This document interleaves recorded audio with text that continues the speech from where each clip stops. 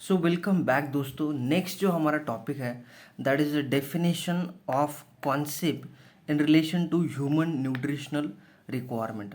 Okay, तो यहाँ पर क्या सीखने वाले हैं कि रिलेशन क्या है किसके अंदर ह्यूमन न्यूट्रिशनल रिक्वायरमेंट का। ओके, एंड उसका कॉन्सेप्ट क्या है। ओके, तो यहाँ पर 4 पॉइंट्स के अंदर हम ये जो रिलेशन है ह्यूमन का न्यूट्रिशन से, ओके, ह्यूमन न्यूट्रिशनल रिक्वायरमेंट जो है और उनका कोई रिलेशन है वो हम देखेंगे। ओके, तो यहाँ पर अगर मैं देखो तो प्रोबेबिलिटी कॉन्सेप्ट ऑफ रिक्वायरमेंट वैसे risk of deficient and excess intake.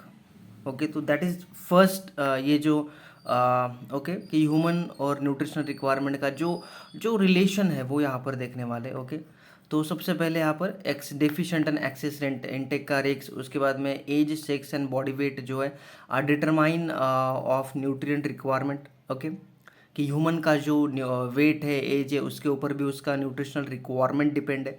Okay, next है individual variability of requirement and next है बायो अवेलेबिलिटी ऑफ न्यूट्रिएंट। तो ऐसे 4 पॉइंट्स के अंदर हम जो रिलेशन है ह्यूमन का न्यूट्रिशन रिक्वायरमेंट जो है ओके ये देखेंगे। तो सबसे पहला जो रिलेशन है हमारा, ओके, तो वो अब यहाँ पर है probability concept of requirement. Okay, which is risk of deficient and excess intake. Okay, तो यहाँ पर एक ग्राफ दिया गया है। अगर आप बुक में भी देखो तो बुक में भी हमें कुछ इस प्रकार का ग्राफ दिया है और यहाँ पर ये जो दिया है that is a safe range. Okay, देखो यहाँ पर एक ऐसा ग्राफ बनाया गया है कि यहाँ से ओके नीचे की तरफ है और यहाँ पर फिर ऊपर की तरफ जा रहा है। तो ये जो इंडिकेट कर रहा है दैट इज द फूड क्या है, रिस्क ऑफ डेफिशिएंट। और अगर हम इस तरफ देखते हैं तो यहाँ पर दिया है रिस्क ऑफ एक्सेस। और ये जो बीच में का पोर्शन है that is the what, safe range of intake, और that is nothing but RDA। Okay, ये है रिकमेंडेड डाइटरी अलोवेंस, कि हमें फूड जो है ना ही एक्सेस में न्यूट्रिएंट कंजप्शन बोलो या फूड बोलो, ना हमें ना ज़्यादा लेना है ना कम लेना है ना ज़्यादा लेना है, हमें बैलेंस डाइट चाहिए। यही पूरा का पूरा जो गोल है न्यूट्रिशन का, वो बैलेंस डाइट के ऊपर ही है। अगर ज़्यादा खा लेते हो तो भी प्रॉब्लम है, कम खा लेते तो भी प्रॉब्लम है। कि बॉडी को चाहिए बैलेंस में, जो भी चाहिए वो बैलेंस में चाहिए बॉडी को। कम भी रहा तो भी प्रॉब्लम है और बॉडी को ज़्यादा भी न्यूट्रिएंट मिला तो भी बॉडी को प्रॉब्लम है। ओके, नेक्स्ट है हमारा ओके नेक्स्ट है हमारा यहाँ पर देखो एक कुछ टर्म्स यहाँ पर हम देखने वाले हैं। EAR that is estimated average requirement, जो कि इस पॉइंट को दर्शाती है। उसके बाद में RDA जो है यहाँ पर हमें हमें दिखाती है। ओके, यहाँ से यहाँ तक। ओके, और यहाँ पर एक VL करके दिया है दैट इज UL करके दिया है that is upper intake level. यहाँ से अगर हम ऊपर जाते हैं तो एक्सिस रिस्क ऑफ एक्सिस जो है उसका जो खतरा है वो बढ़ जाता है उसका जो।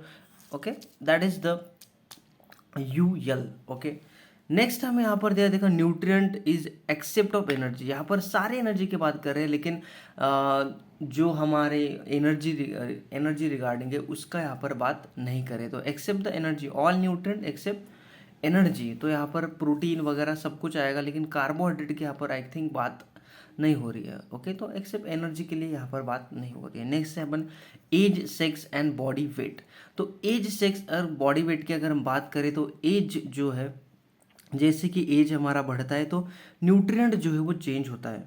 देखो इन्फेंट को जो है जो कैलोरीज लगते हैं तो 103 कैलोरी पर केजी ऑफ बॉडी वेट लगती है। किसके लिए, इन्फेंट के लिए। ओके, इन्फेंट जो कि यस बेबी हम बोल सकते हैं। तो बेबी का रिक्वायरमेंट जो है कैलोरीज का वो ज़्यादा है। अगर हम एडल्ट की बात करें तो 38 किलो कैलोरीज पर केजी जो है इतना उसकी रिक्वायरमेंट है। किसका, इसका उतनी एनर्जी की रिक्वायरमेंट जो वो उसकी इतनी है, इतना कार्बोहाइड्रेट उसे चाहिए जिसके अंदर इतना कैलोरीज होना चाहिए। ओके, नेक्स्ट है सिमिलरली अगर हम प्रोटीन की बात करें तो प्रोटीन रिक्वायरमेंट 1.5 kg इन इन्फेंट और 1 ग्राम पर केजी इन एडल्ट। जैसे कि हमें पता है टीवी पर भी ऐड आ चुकी है कि जितना हमारा वेट है उतना ग्राम ऑफ प्रोटीन हमें लगता है। तो वैसा ही यहाँ पर है। ओके, तो सेम है, सही बात है, जितना हमारा वेट है उतना ही ग्राम ऑफ प्रोटीन हमें लगता है। लेकिन अगर हम इन्फेंट की बात करें तो वहाँ पर उससे 1.5 गुना ज़्यादा। ओके, 1.5 kg जो है उतना उसे ओके लगता है फॉर पर KG of body wait. Okay, तो यहाँ पर एज के अनुसार जो है रिक्वायरमेंट चेंज होती है, इंक्रीज होती होती है या फिर चेंज होती है। ओके, कम होगी या फिर डिक्रीज। तो हम देख रहे हैं यहाँ पर कि जैसे एज बढ़ रहा है तो न्यूट्रिएंट की जो रिक्वायरमेंट है वो क्या हो रहा है, कम होती चली जा रही है कि नहीं। जैसे इन्फेंट बेबी है तो फर्स्ट एज, उसके बाद में एडल्ट आता है, तो जैसे हमारा एज बढ़ रहा है तो क्या हो रहा है, न्यूट्रिएंट की रिक्वायरमेंट कम कम होती चली जा रही है। Okay, in case of the, देखो यहाँ पर in case of the calorie, in case of the carbohydrate और in case of the calories की अगर हम बात करें तो। ओके, नेक्स्ट है हमारा सेक्स। तो सेक्स अगर हम बात करें तो मेल फीमेल, तो मेल फीमेल के अंदर अगर हम, जैसे कि हम पता है कि दोनों की रिक्वायरमेंट जो है, मेल हो या फीमेल हो, दोनों की रिक्वायरमेंट लगभग सेम है, एक्सेप्ट अगर हम कुछ जैसे कि आयरन की अगर हम बात करें तो वो एक फैक्टर अगर हम छोड़ते हैं तो ऑलमोस्ट सारे के सारे जो न्यूट्रिएंट रिक्वायरमेंट है वो मेल और फीमेल के सेम है। ओके, ओनली आयरन जो है फीमेल को ज़्यादा लगता है ड्यू टू द मेंस्ट्रुएशन, बाकी तो कुछ नहीं है। ओके, नेक्स्ट है वेट। वेट की अगर हम बात करें तो function of body weight for individual. Weight की अगर हम बात करें तो भाई वेट के अकॉर्डिंग भी चेंजेस होता है। Okay, the function of body weight for individual, जैसे अगर हम बात करें कि कोई मेन है और फीमेल है, तो अगर वो 8 आवर वर्किंग में है, 4 to 6 आवर अगर सिटिंग है, तो इसका न्यूट्रिएंट रिक्वायरमेंट, वैसे फीमेल जो 8 आवर वर्क करिए विथ नो सीटिंग, तो इनका रिक्वायरमेंट क्या होगा, ज़्यादा होगा। तो वेट, जिस वेट के अकॉर्डिंग भी रिक्वायरमेंट कम ज़्यादा होती है। ओके, नेक्स्ट हमारा पॉइंट है, ओके तो यहाँ तक आ गए हम। नेक्स्ट हमारा इंडिविजुअल वेरिएबिलिटी। तो इंडिविजुअल वेरिएबिलिटी के अकॉर्डिंग भी क्या है, ह्यूमन का न्यूट्रिएंट रिक्वायरमेंट चेंज होता है। तो अगर हम बात करें तो इंडिविजुअल वेरिएबिलिटी के अंडर 2SD। तो देखो ग्राफ 2SD 1SD, जैसे कि अगर आपको पता होगा कि एक ग्राफ, जैसे कि ऐसा कोई ग्राफ होता है, देखो यहाँ पर 1SD रहता है, +1SD +2SD रहता है, और नीचे अगर हम जाते हैं तो यहाँ पर -1SD, ओके, और -2SD। ओके, तो यहाँ तक इन्होंने एक रेंज बताई कि +2SD जो है that is individual variability. Other biological character okay vary for individual arising due to the inheritance difference. देखो क्या बता रहा है यहाँ कर कि 2 एडल्ट मैन है, सेम बॉडी वेट है, लेकिन उनका जो न्यूट्रिएंट रिक्वायरमेंट है वो अलग अलग होगा। भले ही उनका वेट सेम है लेकिन उनका जो एक्टिविटी होगी वो डिफरेंट है। भले उनका वेट सेम हो सकता है, ऐसा तो कुछ नहीं कि सेम।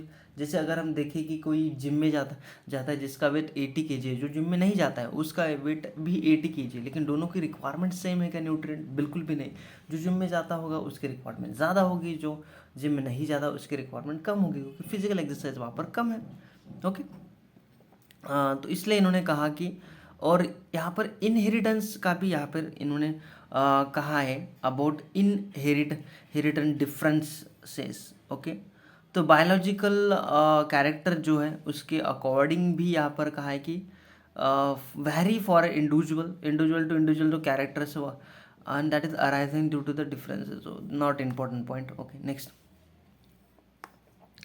Protein distribution. ओके, गॉसिज्म उसे हम बोलते हैं, गॉसिज्म प्रोटीन का तो डिफरेंट डिस्ट्रीब्यूशन है, that is we called yes गॉसिज्म। ओके, अब यहाँ पर यूजुअल प्रोटीन इनटेक एक दिया गया है और यहाँ पर फ्रीक्वेंसी दिया है। ओके, तो फ्रीक्वेंसी यहाँ पर इंक्रीज हो रही है। यूज़ ऑफ प्रोटीन इनटेक अगर बढ़ता है तो क्या फ्रीक्वेंसी भी इंक्रीज होती जा रही है। नेक्स्ट है हमारा यहाँ पर बताया ऑल रिक्वायरमेंट डिस्ट्रीब्यूशन जो है follow a normal distribution.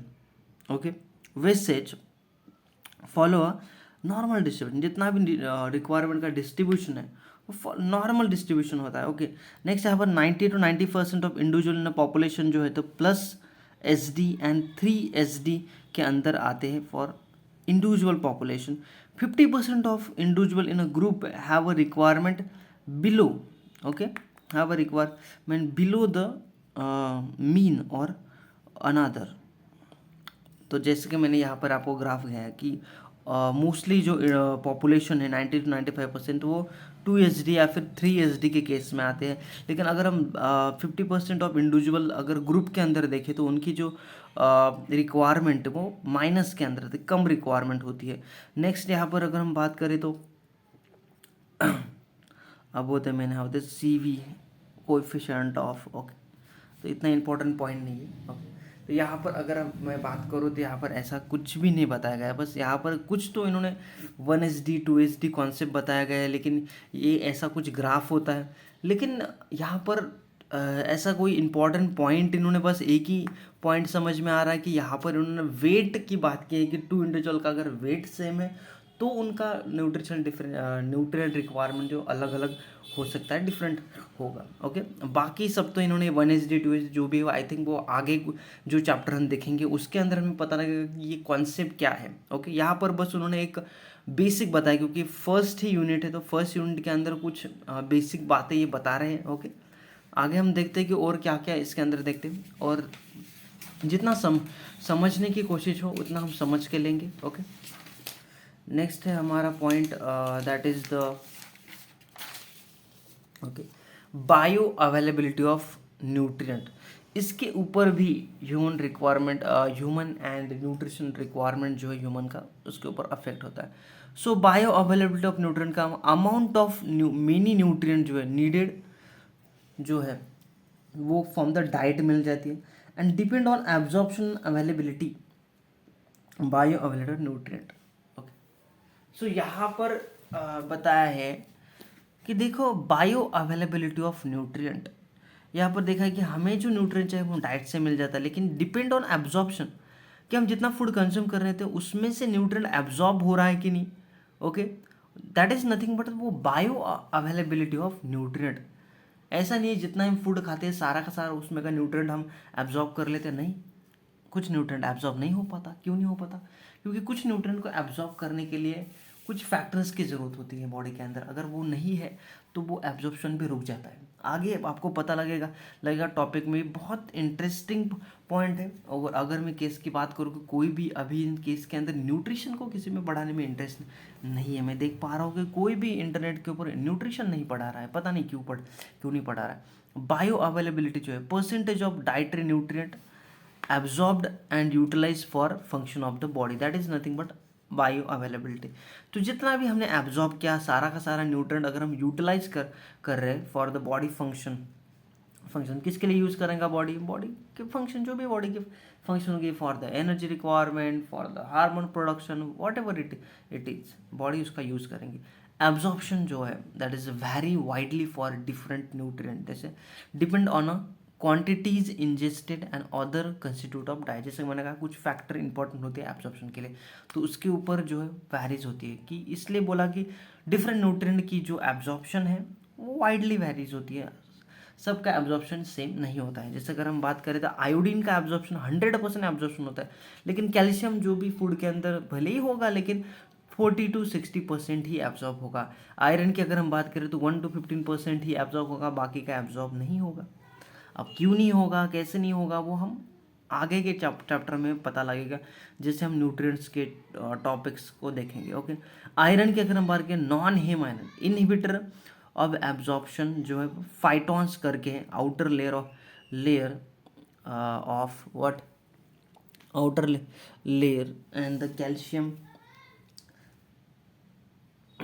Of kernel. Okay, so यहाँ पर बताया कि जो आयरन का एब्जॉर्प्शन कम क्यों होता है, तो क्योंकि कुछ फाइटॉन्स है या फिर कैल्शियम्स है, ये इनहिबिटर्स होते हैं जो कि एब्जॉर्प्शन जो है, ओके, वो क्या करते हैं, एब्जॉर्प्शन को कम कर देते हैं। लेकिन कैल्शियम ऑक्सलेट विटामिन सल्फर है जो हायर द हाई वैल्यू जो है, okay, depend on less than 1% absorption. Okay, so higher of vegetable depend less at 1% absorption and add enhanced 5 to 10% of iron plus zinc अगर हम add करते हैं तो zinc एक फैक्टर एक्ट करता है कि जो कि इन्हांस करता है एब्जॉर्प्शन ऑफ आयरन। ओके, तो आयरन के साथ अगर जिंक लेती हो तो आपका आयरन का एब्जॉर्प्शन बढ़ जाता है। ओके, अगर हम बात करें, नेक्स्ट हमारा पॉइंट होगा basic terminology in relation to nutritional requirement. Okay, तो ये जो हमारा पॉइंट है ये हम कल देखेंगे और कल ये पूरा चैप्टर जो है ये कवर हो जाएगा हमारा। Okay, so that's all, this is all about this video. If you like this video then hit the subscribe button and follow more.